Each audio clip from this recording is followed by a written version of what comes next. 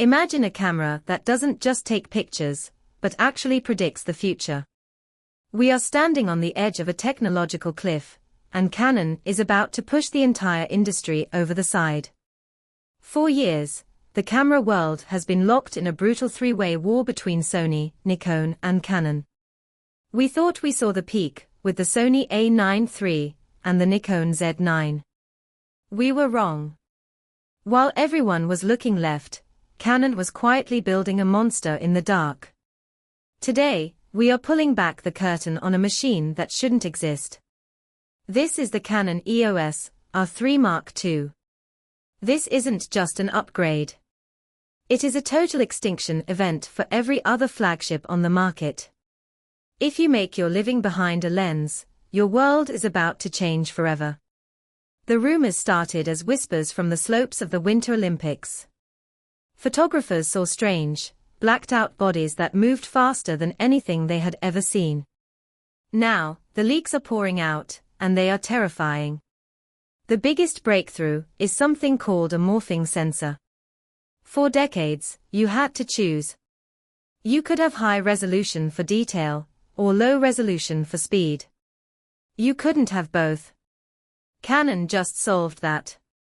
The R3 Mark II uses a dual Native Resolution Stacked CMOS sensor.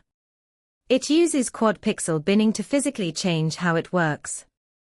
In one mode, you have a 50-megapixel beast for landscapes and portraits.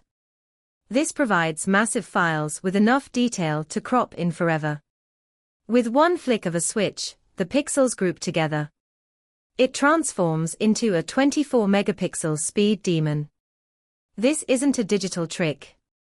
It is a hardware evolution. It turns the sensor into a light-gathering vacuum. When you group these pixels, you get better low-light performance and much faster data processing. It is like having two different professional cameras built into one single rugged body. This morphing ability is the crown jewel of the system.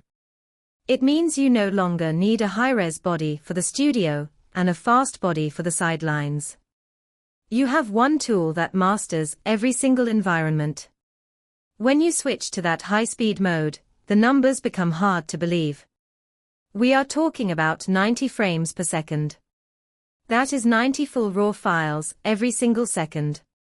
At that point, you aren't even taking photos anymore. You are shooting high-resolution video where every single frame is a perfect, printable masterpiece. Missing the decisive moment is now mathematically impossible. You could capture the exact millisecond a bullet hits a target, or a hummingbird's wings change direction. Even at full 50-megapixel resolution, it still hits 40 frames per second. This speed blows the competition out of the water. To make this work, Canon didn't go with a global shutter like Sony. Instead, they perfected the stacked sensor. They realized that global shutters hurt image quality and dynamic range. Canon refused to compromise.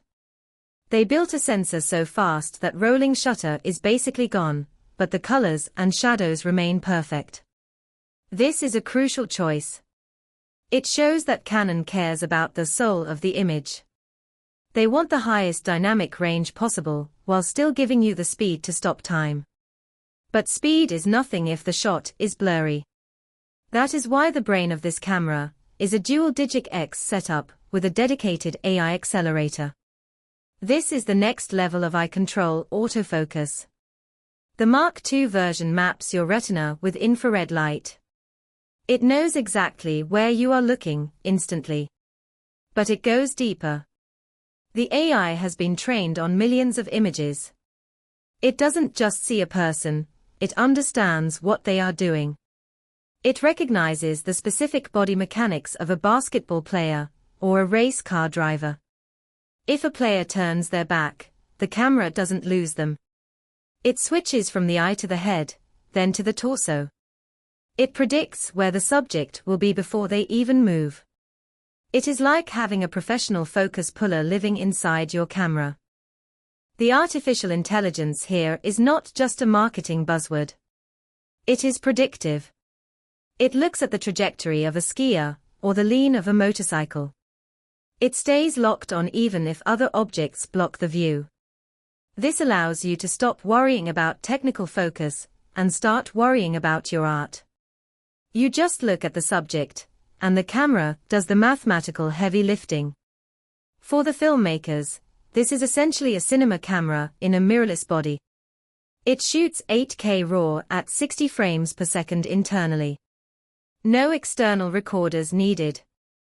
IT handles 4K at 120 frames per second for ultra-smooth slow motion. Most cameras would melt doing this, but Canon built a new passive thermal system. It uses the magnesium alloy body to pull heat away from the sensor.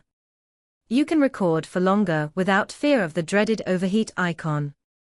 You get 10-bit color, Canon Log 3, and professional codecs that slot right into a Hollywood workflow.